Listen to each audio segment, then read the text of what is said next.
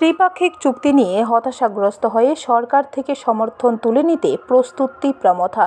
একই সাথে পূর্ব ত্রিপুরা আসনের সাংসদ কৃতি সিং দেববর্মনও বিজেপি থেকে সমর্থন তুলে নেওয়ার জন্য প্রস্তুতি নিয়েছেন।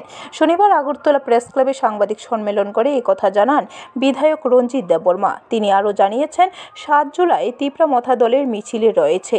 সেই মিছিলে প্রদ্যুৎ কিশোর দেববর্মন থাকবেন। শেষ করে তিনি দিল্লি চলে যাবেন।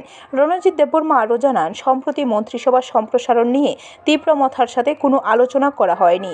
তিপ্রামথা দল থেকে 3 জনকে মন্ত্রী করার কথা ছিল, কিন্তু মন্ত্রী করা হয়েছে 2 জনকে, তাও একজনকে প্রতিমন্ত্রী করে রাখা হয়েছে।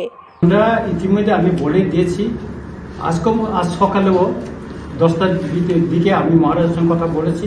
আমরা রেডি আছি সরকার থেকে, কারণ কেন আমরা সরকার থেকে নেমে যাব বা আমাদের সমর্থন প্রত্যাহার করব, এটা মোটামুটি আমরা রেডি হয়ে গেছে।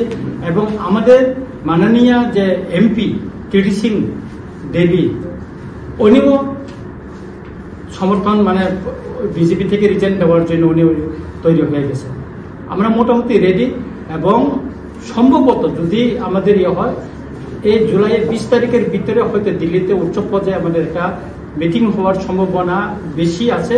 আর মহারাজের সঙ্গে আমি 9 তারিখে দিল্লি চলে যাচ্ছি। তারপরে 1 বছর এখানে সরকারের সঙ্গে আমাদের ত্রিপাক্ষিক চুক্তির পরে আমরা করেছি, কথা বলেছি, অনেকবার মিটিং হয়েছে, জয়েন্ট ওয়ার্কিং গ্রুপের মিটিং আমি নিজেও গিয়েছি। করছে না, কিছুই হচ্ছে না।